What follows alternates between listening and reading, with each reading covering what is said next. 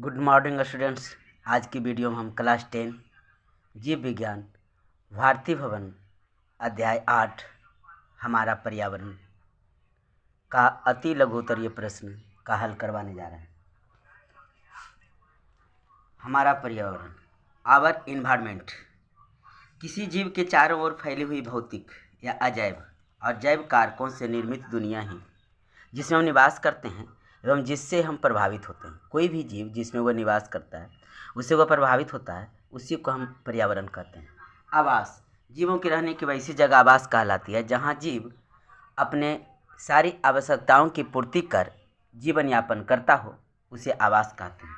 First प्रश्न है, प्रश्न संख्या 1 है,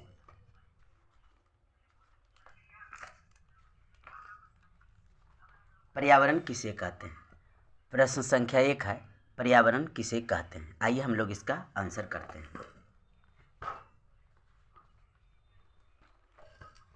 अजैव तथा जैव घटकों से बनी दुनिया को पर्यावरण कहा जाता है। अजैव तथा जैव घटकों से बनी दुनिया को पर्यावरण कहा जाता है। हम इसका आंसर लिख सकते हैं। उत्तर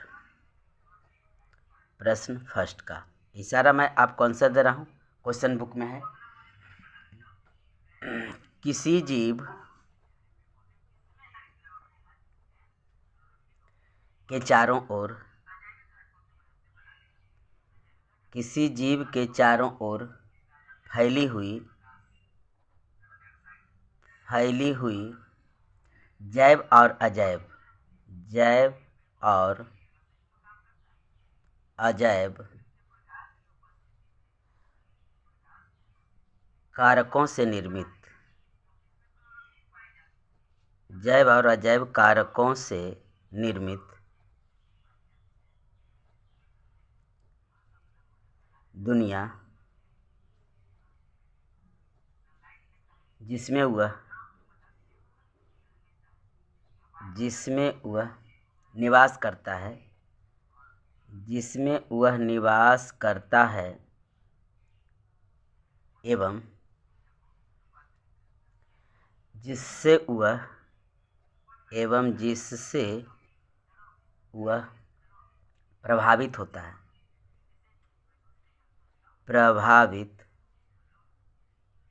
है, उसका पर्यावरण कहलाता है।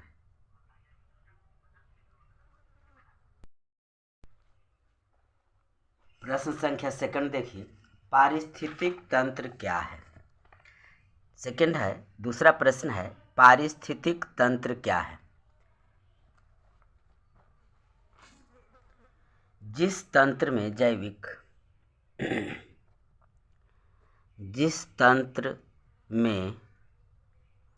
जैविक एवं अजैविक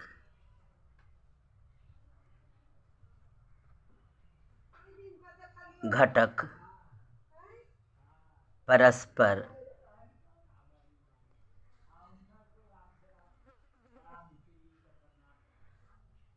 सहयोग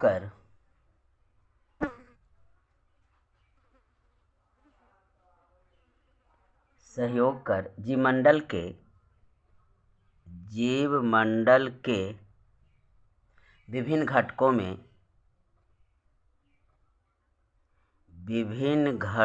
में ऊर्जा का आदान प्रदान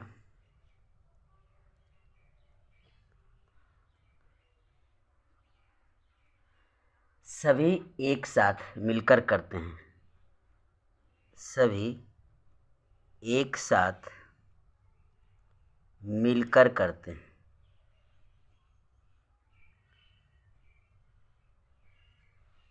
पारिस्थितिक तंत्र कहलाता है। पारिस्थितिक तंत्र कहलाता है।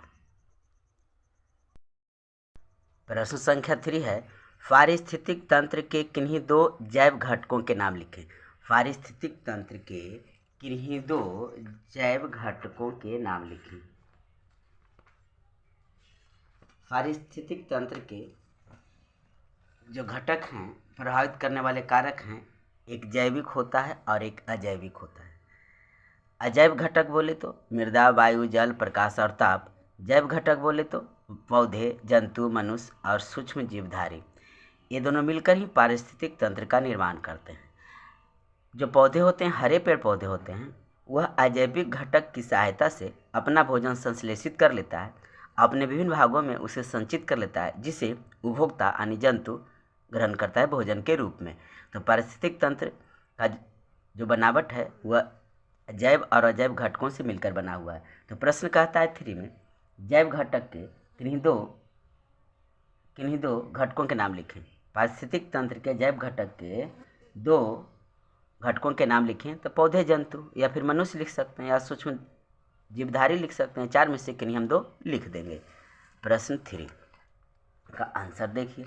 पारिस्थितिक तंत्र के इस प्रकार से लिखेंगे, एक सेंटेंस में उत्तर देंगे। पारिस्थितिक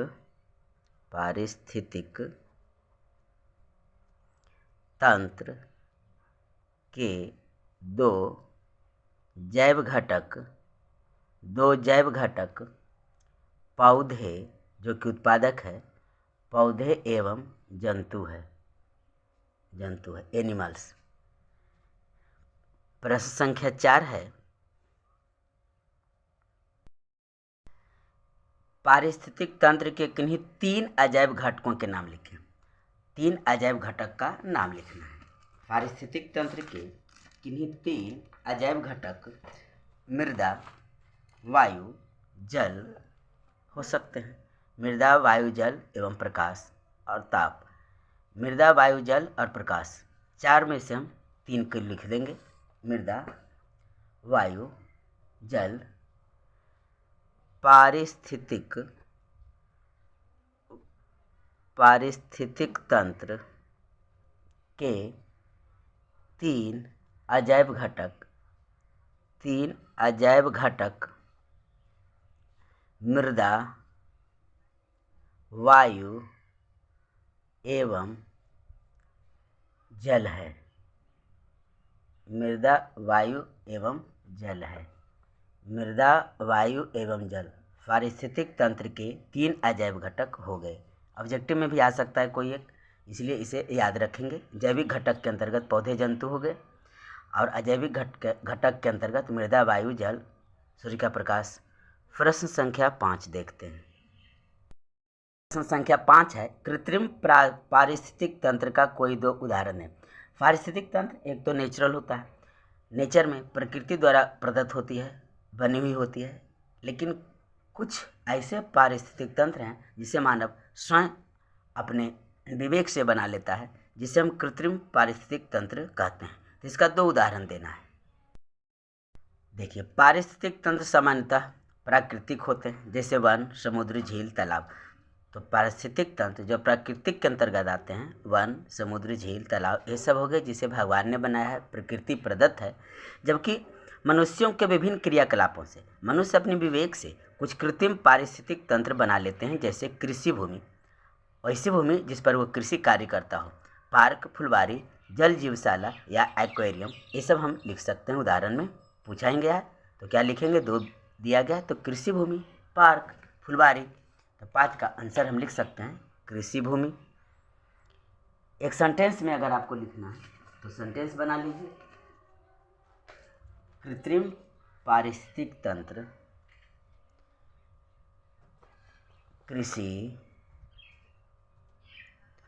कृषि भूमि, पार्क। 2 दिया ही है, 2 लिखते हैं। 2 उदाहरण दिया है तो कृषि भूमि एवं पार्क लिख लेते हैं। कृषि भूमि एवं पार्क कृत्रिम पारिस्थितिक तंत्र का 2 उदाहरण है। कृत्रिम पारिस्थितिक तंत्र के 2 उदाहरण हैं। 2 उदाहरण हैं। नंबर 6 है, मैदानी पारिस्थितिक तंत्र के आहार श्रृंखला को नामों से दर्शाएं। मैदानी पारिस्थितिक तंत्र के आहार श्रृंखला को नामों से दर्शाएं। मैदानी पारिस्थितिक तंत्र में सबसे पहले हम रखेंगे उत्पादक को, जो घास होता है, लेकिन उसके पहले सूर्य से हमें घास को, हरे पेड़ पौधे को ऊर्जा प्राप्त होती है। मैदानी पारिस्थितिक तंत्र का एक उदाहरण है, सूर्य से हमें ऊर्जा मिली, घास को, पेड़ पौधे को, हरे पेड़ पौधे को, घास से ग्रासहॉपर में, ग्रासहॉपर से मेढक, मेढक से सर्प, सर्प से बाज। ये मैदानी आहार श्रृंखला बताई गई है। बस इसी को हम नाम द्वारा सूचित कर देंगे। प्रश्न संख्या 6 को इस प्रकार हम लिखेंगे। सूर्य ऊर्जा का मुख्य स्रोत है, प्राथमिक स्रोत है। सूर्य से ऊर्जा ग्रहण किया। घास जो उत्पादक है, उत्पादक घास को खा लिया ग्रासहॉपर, जिसे टिड्डा कहते हैं, ग्रासहॉपर, और ग्रासहॉपर को खा लिया मेढक। ये सब उपभोक्ता के अंतर्गत आते हैं। प्राथमिक उपभोक्ता, द्वितीय उपभोक्ता, प्राथमिक उपभोक्ता, द्वितीय उपभोक्ता। और मेढक को खा लिया सर्प, तृतीय उपभोक्ता। सर्प को खा लिया बाज, चतुर्थ उपभोक्ता। ये हो गया मैदानी पारिस्थितिक तंत्र के आहार श्रृंखला, जिसे नामों से मैंने व्यक्त किया। अगर तस्वीर बनाने बोले तब बनाइए, बनाने बोला ही नहीं है। प्रश्न संख्या 7 है, उत्पादक किसे कहते हैं। प्रश्न संख्या 7 है, उत्पादक किसे कहते हैं। उत्पादक वैसे हरे पौधे जो सूर्य के प्रकाश की उपस्थिति में प्रकाश संश्लेषण की क्रिया द्वारा अपना भोजन स्वयं बनाते हैं, उसे क्या कहा जाता है, उत्पादक कहा जाता है। हरे पौधे, हरे पौधे जो प्रकाश संश्लेषण, जो प्रकाश संश्लेषण क्रिया के द्वारा, प्रकाश संश्लेषण क्रिया के द्वारा अपना भोजन स्वयं बनाते हैं, अपना भोजन स्वयं बनाते हैं, उत्पादक कहलाता है, उत्पादक कहलाता है।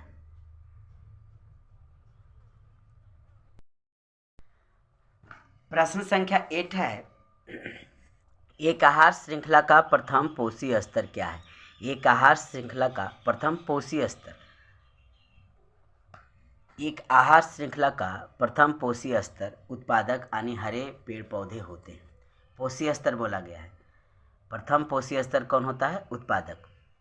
क्वेश्चन नंबर 9 है, कोई दो जैव अनिम्नीकरणीय अपशिष्टों के नाम लिखें। निम्नीकरणीय और अनिम्नीकरणीय। वैसे अपशिष्ट पदार्थ निम्नीकरणीय कहलाते हैं जिनका विघटन होता है, बैक्टीरिया के द्वारा जिनका विघटन हो जाए उसे हम निम्नीकरण कहते हैं, और जिनका विघटन बैक्टीरिया के द्वारा ना हो उन्हें हम अनिम्नीकरण कहते हैं। तो अनिम्नीकरणीय अपशिष्ट पदार्थ के अंतर्गत आराम से आप प्लास्टिक लिख सकते हैं, शीशा लिख सकते हैं, डीडीटी हो सकता है, प्लास्टिक की थैली हो सकता है। ये सारा कुछ क्या है, अनिम्नीकरणीय अवशिष्ट पदार्थ हैं। तो क्वेश्चन नंबर 9 का आंसर हो जाएगा कीटनाशक एवं प्लास्टिक दो जैव अनिम्नीकरणीय अपशिष्टों के उदाहरण हैं। कीटनाशक एवं प्लास्टिक दो जैव अनिम्नीकरणीय अपशिष्टों के उदाहरण हैं। प्रश्न संख्या 10 देखिए, निम्नलिखित में कौन कौन जैव निम्नीकरणीय है। निम्नीकरणीय यानी किसका बैक्टीरिया के द्वारा अपघटन हो जाता है, तो कागज का हो जाता है। तो जैव निम्नीकरण के अंतर्गत कागज हो गई। डीडीटी रासायनिक पदार्थ है, केमिकल है, इसका नहीं होगा। गोबर का निम्नीकरण हो जाएगा, बैक्टीरिया उसे सड़ा गला देता है, नष्ट कर देता है, गोबर हो गई। प्लास्टिक की थैली का नहीं होगा, अर्थात प्लास्टिक की थैली अनिम्नीकरणीय होगी। सब्जी के छिलके होंगे, तो हम आंसर में लिखेंगे कागज, गोबर और सब्जी के छिलके। प्रश्न संख्या 11 है, किस कारण से कुछ पदार्थ जैव निम्नीकरणीय होते हैं तथा कुछ जैव अनिम्नीकरणीय होते हैं। जैव निम्नीकरणीय का अर्थ मैंने आपको अभी अभी समझाया कि वैसे पदार्थ जिसका विघटन बैक्टीरिया के द्वारा हो जाता है यानी अपघटित हो जाता है, उस पदार्थ को जैव निम्नीकरणीय कहते हैं, जबकि कुछ ऐसे भी पदार्थ होते हैं जो बैक्टीरिया के द्वारा, सूक्ष्मजीवों के द्वारा अपघटित नहीं होते हैं, वैसे पदार्थ जैव अनिम्नीकरणीय कहलाते हैं। तो कारण क्या आपको लिखना है, आपका आंसर इसको इस प्रकार लिख लेनी है। कुछ अवशिष्ट पदार्थ का निपटान यानी अपघटन आसानी से किया जा सकता है तथा कुछ पदार्थ जिसका जैव अपघटन आसानी से नहीं होता, इन्हीं गुणों के आधार पर इनका वर्गीकरण किया जा सकता है। या तो आप आसानी से की जगह पर आप लिख सकते हैं बैक्टीरिया के द्वारा किया जा सकता है, और कुछ पदार्थ जिसका जैव अपघटन बैक्टीरिया के द्वारा नहीं होता है, इन्हीं गुणों के आधार पर इनका वर्गीकरण किया जा सकता है। आप बैक्टीरिया भी यहाँ लिख सकते हैं, सूक्ष्म जीवों के द्वारा नहीं बैक्टीरिया के द्वारा। क्वेश्चन नंबर 12 देखते हैं। प्रश्न संख्या 12 है, ओजोन स्तर का क्या महत्व है। सबसे पहले मैं आपको ओजोन स्तर के बारे में बता दूं। वायुमंडल में ऐसा स्तर जिसमें ओजोन गैस यानी O3 की प्रधानता होती है। O3 ऑक्सीजन के 3 परमाणु से बना हुआ एक मंडल है जो 15 से 50 किलोमीटर की ऊंचाई तक विद्यमान होती है। सूर्य से एक हानिकारक किरण आती है, परावैंगनिक किरण, जिसे वह परावर्तित कर देती है। अन्यथा अगर वह परावैंगनिक किरण पृथ्वी तल पर आ जाएगी तो मनुष्यों में त्वचा कैंसर और मोतियाबिंद का मुख्य कारण बनेगा। ओजोन स्तर क्या करता है, सूर्य से आने वाली परावैंगनिक किरण को अवशोषित कर लेता है। इस प्रकार इसका आंसर बनाएंगे। ओजोन यानी O3 ऑक्सीजन के 3 परमाणु से बना वायुमंडल स्तर जो 15 किलोमीटर से 50 किलोमीटर ऊंचाई वाले क्षेत्र में पाया जाता है। यह सूर्य के प्रकाश में उपस्थित हानिकारक परावैंगनिक किरणों को अवशोषित कर लेती है, अन्यथा वह धरातल पर आकर मनुष्य में त्वचा कैंसर और मोतियाबिंद जैसे रोगों का कारण बनती है। यही उसका महत्व हो गया। अगर ओजोन स्तर ना हो तो परावैंगनिक किरण सीधे सूर्य का परावैंगनिक किरण धरातल पर आ जाएगी, जिससे मनुष्य में त्वचा कैंसर और मोतियाबिंद जैसे रोग उत्पन्न हो जाएंगे। प्रश्न संख्या 13 है, CFC का पूरा नाम। क्लोरोफ्लोरोकार्बन। क्लोरोफ्लोरोकार्बन CFC का पूरा नाम लिखिए, क्लोरोफ्लोरोकार्बन। नेक्स्ट है 14, एक रासायनिक यौगिक का नाम लिखें जिससे ओजोन स्तर का अवक्षय होता है। एक रासायनिक यौगिक का नाम लिखें जिससे ओजोन स्तर का अवक्षय होता है। तो CFC क्लोरोफ्लोरोकार्बन ही है जिससे ओजोन स्तर का क्षय हो रहा है। तो 13 का आंसर लिखेंगे हम लोग क्लोरोफ्लोरोकार्बन, और 14 का आंसर हम CFC लिख सकते हैं, या तो फिर पूरा नाम लिखेंगे क्लोरोफ्लोरोकार्बन। क्वेश्चन नंबर 15 है, परावैंगनिक विकिरणों से मनुष्य में कौन सी बीमारी होती है। परावैंगनिक विकिरण जो कि सूर्य के प्रकाश से निकलती है, सूर्य से निकलती है और वह धरातल पर पहुंचती है, परंतु ओजोन स्तर वायुमंडल में है जो परावैंगनिक किरणों को अवशोषित कर लेती है। अगर ऐसा नहीं हो, अगर ओजोन स्तर ना हो तो मनुष्य में त्वचा कैंसर और मोतियाबिंद जैसे बीमारी होंगे। तो 15 का आंसर हम लिख सकते हैं मोतियाबिंद और त्वचा कैंसर।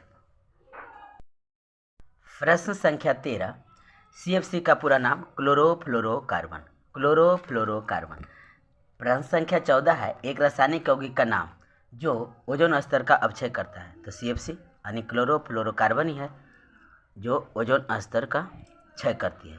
नेक्स्ट है 15, परावैंगनिक विकिरणों से मनुष्य में कौन सी बीमारी होती है। परावैंगनिक किरण से मनुष्य में त्वचा कैंसर एवं मोतियाबिंद होता है। प्रश्न संख्या 16 देखिए, जीवमंडल की एक स्वपोषित और संरचनात्मक एवं कार्यात्मक इकाई क्या होती है। जीवमंडल की एक स्वपोषित संरचनात्मक एवं कार्यात्मक इकाई को क्या कहते हैं। तो उसे पारिस्थितिक तंत्र कहते हैं। एक सेंटेंस में उत्तर दीजिएगा कि जीवमंडल की एक स्वपोषित संरचनात्मक एवं कार्यात्मक इकाई पारिस्थितिक तंत्र होती है। क्वेश्चन नंबर 17 है, समुद्र किस प्रकार का पारिस्थितिक तंत्र है। मैंने पहले आपको समझाया पारिस्थितिक तंत्र 2 प्रकार के होते हैं।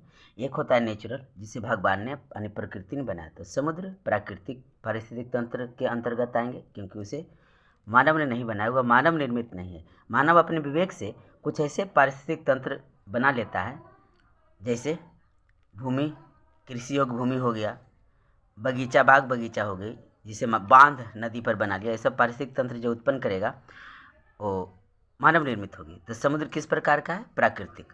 क्वेश्चन नंबर 18 है, अपने पोषण के लिए उत्पादकों पर पूर्ण रूप से निर्भर रहने वाले जीवों को क्या कहते हैं। उत्पादक पर ही पूर्ण रूप से वो निर्भर करेगा, पोषण के लिए ऐसे जीवों को क्या कहते हैं। तो उसे उपभोक्ता कहा जाता है। एक सेंटेंस में आप बनाकर लिख सकते हैं, इसे मैं एक शब्द में उत्तर दे दिया हूँ। क्वेश्चन नंबर 18 है, कि अपने पोषण के लिए उत्पादकों पर पूर्ण रूप से निर्भर रहने वाले जीवों को उपभोक्ता कहा जाता है। क्वेश्चन नंबर 19 है, वैसे जीव जो पौधे जंतु दोनों खाते हैं क्या कहलाते हैं? वैसे जीव जो पौधे और जंतु दोनों खाते हैं उन्हें क्या कहा जाता है? ओमनीवायरस, कर्नीवायरस, हर्बीवायरस और ओमनीवायरस। ओमनीवायरस पौधे और जंतु दोनों को खाते हैं, अर्थात उसे हम सर्वभक्षी कहते हैं। क्वेश्चन नंबर 20 है, 19 देखिए, वैसे जीव जो पौधे जंतु दोनों खाते हैं को क्या कहते हैं? उन्हें सर्वभक्षी यानी ओमनीवायरस कहा जाता है। क्वेश्चन नंबर 20 है, जीवाणु और कवक जैसे सूक्ष्मजीव को क्या कहते हैं? तो जीवाणु और कवक के दोनों अपघटन करते हैं, तो इसे अपघटनकर्ता कहते हैं। एक सेंटेंस से बनाकर लिखिए, जीवाणु और कवक जैसे सूक्ष्मजीव को अपघटनकर्ता कहा जाता है। जीवाणु और कवक जैसे सूक्ष्मजीव अपघटनकर्ता में आते हैं, जिसे सूक्ष्म उपभोक्ता कहते हैं। यहाँ से आपका आंसर एक शब्द में हो गया, जिसे सूक्ष्म उपभोक्ता कहते हैं। प्रश्न संख्या 21 है, एक जलीय पारिस्थितिक तंत्र में उत्पादक का कार्य कौन करता है? एक जलीय पारिस्थितिक तंत्र में उत्पादक का कार्य कौन करता है? तो जल में एक शैवाल होते हैं, छोटे एक कोशिकीय पौधे हैं, तो इसका सही आंसर हो जाएगा शैवाल।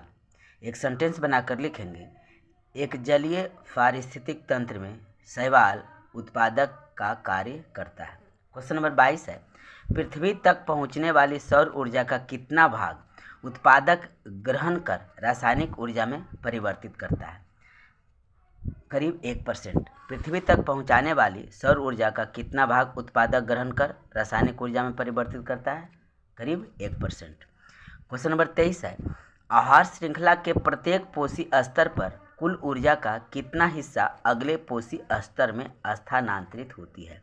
तो आहार श्रृंखला के प्रत्येक पोषी स्तर पर कुल ऊर्जा का 10% हिस्सा अगले पोषी स्तर में स्थानांतरित होती है।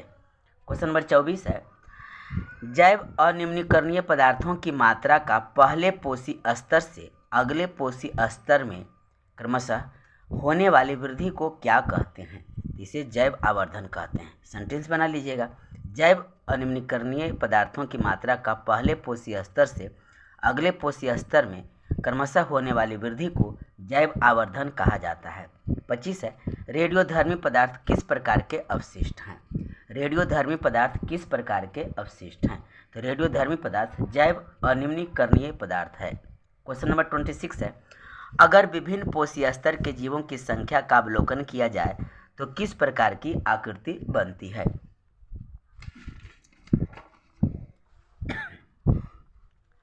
क्वेश्चन नंबर 26 है, अगर विभिन्न पोषी स्तर के जीवों की संख्या का अवलोकन किया जाए तो इसे इस प्रकार समझिए। नीचे हम लेते हैं घास, तो इसकी संख्या ज़्यादा होगी।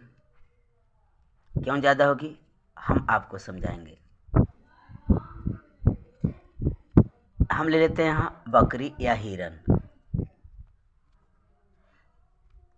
एक हिरन कितना घास एक दिन में खाएगा? कुछ ज़्यादा खाएगा ना। अगर 2 हिरन हम लेते हैं तो कुछ और ज़्यादा चाहिए। और हिरन का ऊपर हम ले लेते हैं हिरन को खाने वाले बाघ।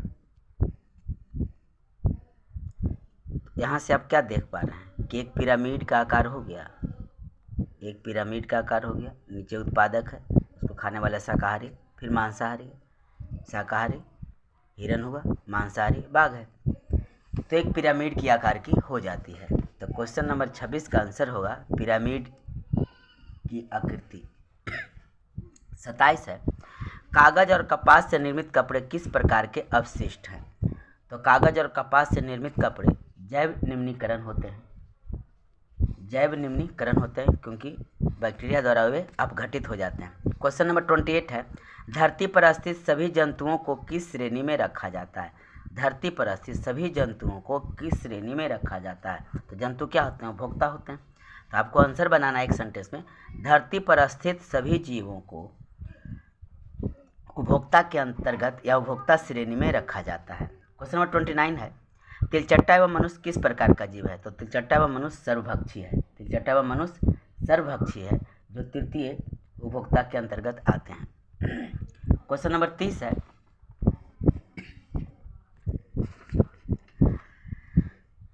आहार श्रृंखलाओं के जाल को क्या कहते हैं? आंसर बनाइएगा। आहार श्रृंखलाओं के जाल को आहार जाल कहते हैं। प्रश्न संख्या 30 तक। प्रश्न 21 सवाल हो गया। प्रश्न 22 में करीब 1%, प्रश्न 23 में 10%। जीव मंडल में ऊर्जा का मूल स्रोत सौर ऊर्जा है, यानी सूर्य है। पृथ्वी तक पहुंचाने वाले सौर ऊर्जा के एक अत्यंत छोटे भाग करीब 1% को हरे पौधे प्रकाश संश्लेषण द्वारा रासायनिक ऊर्जा में बदल देते हैं। तो इसका सही आंसर क्या लिखना है आपको? करीब 1%।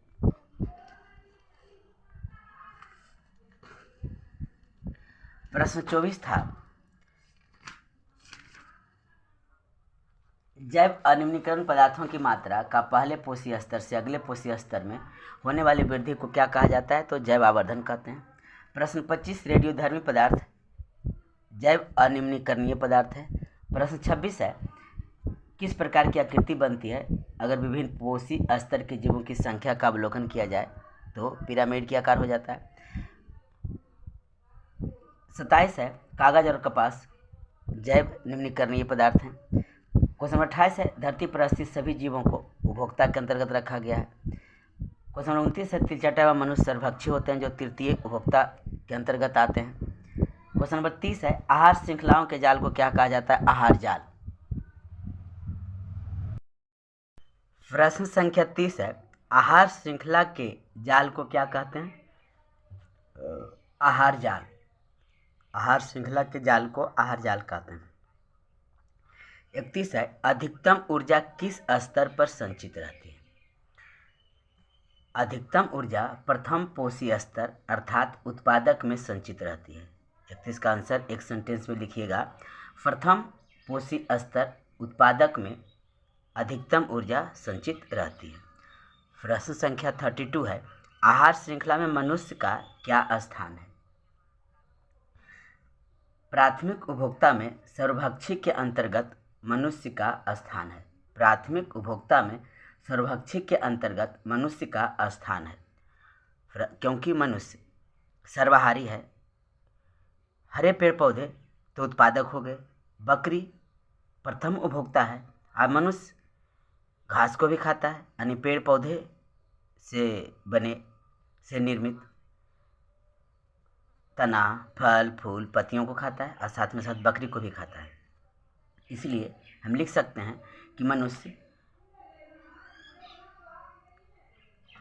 का स्थान आहार श्रृंखला में प्राथमिक उपभोक्ता में सर्वभक्षी के अंतर्गत आता है। प्रश्न संख्या 33 है, हमारे खाद्य पदार्थों में हानिकारक रसायनों का जमाव किस क्रिया द्वारा होता है? हमारे खाद्य पदार्थों में हानिकारक रसायनों का जमाव जैव आवर्धन क्रिया द्वारा होता है। 33 का एक वर्ड में आंसर याद रखिए, जैव आवर्धन, उसके बाद सेंटेंस इसी से बना लीजिए। हमारे खाद्य पदार्थों में हानिकारक रसायनों का जमाव जैव आवर्धन क्रिया द्वारा होता है। क्वेश्चन नंबर 34 है, किस क्षेत्र के ऊपर ओजोन स्तर में आई कमी को सामान्यतः ओजोन छिद्र की संज्ञा दी जाती है? अंटार्कटिका के ऊपर वाला भाग।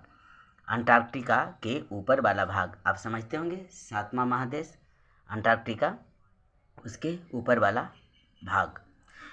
नंबर 35 है, एरोसोल के उपयोग से वायुमंडल में जीवमंडल सम्मिलित रूप से किसका निर्माण करता है? तो क्लोरोफ्लोरोकार्बन का निर्माण करता है। CFC गैस का निर्माण करता है। प्रश्न संख्या 36 है, जल मंडल, स्थल मंडल, वायुमंडल एवं जीवमंडल सम्मिलित रूप से किसका निर्माण करते हैं? तो पर्यावरण का निर्माण करते हैं। सेंटेंस में आंसर बना लीजिएगा, जल मंडल, स्थल मंडल, वायुमंडल एवं जीवमंडल सम्मिलित रूप से पर्यावरण का निर्माण करते हैं। प्रश्न संख्या 37 है, उपभोक्ता को कितने श्रेणियों में बांटा जा सकता है? 3 श्रेणियों में। उपभोक्ता को 3 श्रेणियों में बांटा जा सकता है, प्राथमिक, द्वितीयक और तृतीयक।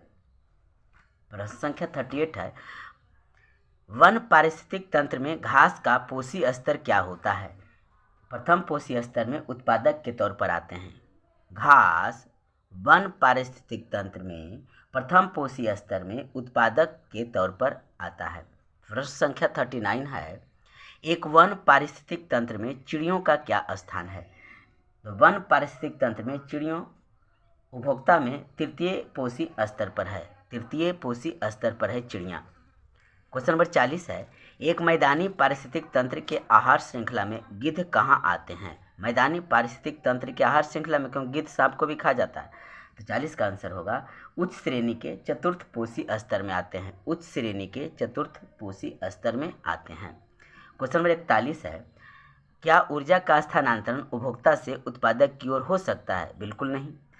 ऊर्जा सूर्य से निकलती हुई हरे पेड़ पौधे में जाते हैं। हरे पेड़ पौधे का सेवन किया हिरन या बकरी, उसमें गया। हिरन को अगर खा गया बाघ, उसमें गया। बाघ को कोई और जीव खाता है मारकर, उसमें गया। तो अगर बाघ से फिर सूर्य में ऊर्जा का स्थानांतरण बिल्कुल नहीं होगा। क्वेश्चन नंबर 42 है, CFC के टूटने से किस गैस की उत्पत्ति होती है जो ओजोन से प्रतिक्रिया करता है? तो CFCO3 यानी ओजोन से अभिक्रिया कर आणविक O2 तथा परमाणविक O ऑक्सीजन में विखंडित कर ओजोन स्तर का अपक्षय करता है।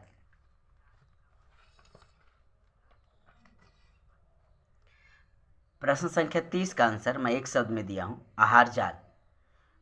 प्रश्न संख्या 31 है, प्रथम पोषी स्तर उत्पादक में संचित रहता है।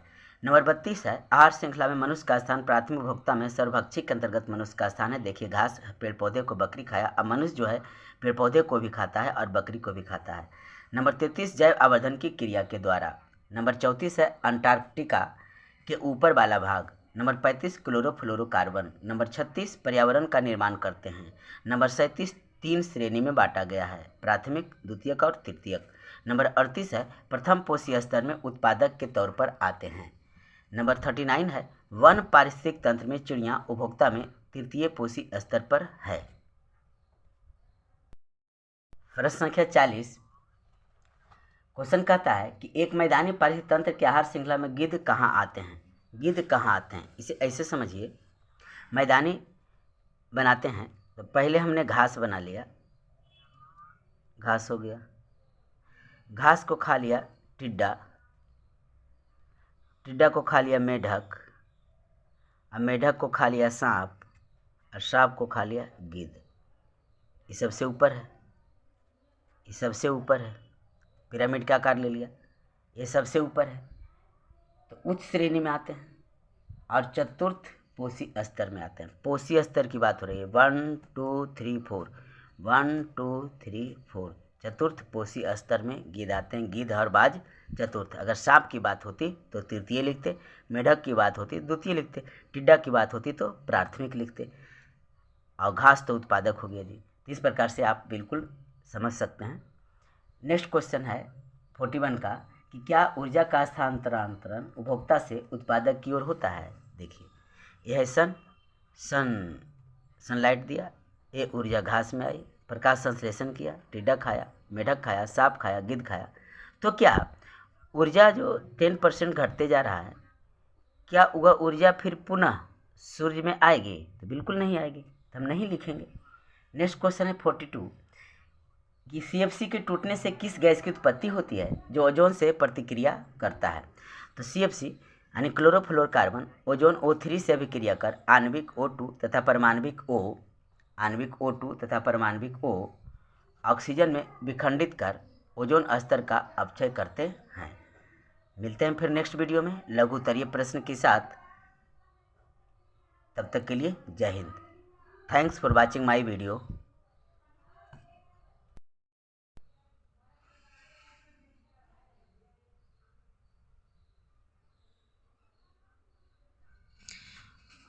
ओजोन छिद्र का निर्माण पार्ट को समझ लीजिए, देख लीजिए इस फिगर से। ओजोन स्तर परावैंगनी विकिरण को अवशोषित कर लिया। अगर उसमें छिद्र हो जाएगी, CFC गैस अभिक्रिया करेगा, छिद्र हो जाएगी तो पृथ्वी तल तक पहुंच जाएगा। ओजोन में छिद्र हो गया, पृथ्वी तल तक पहुंच जाएगा परावैंगनी किरण, और यहाँ के मनुष्यों में मोतियाबिंद और त्वचा कैंसर जैसे बीमारी उत्पन्न कर देगा।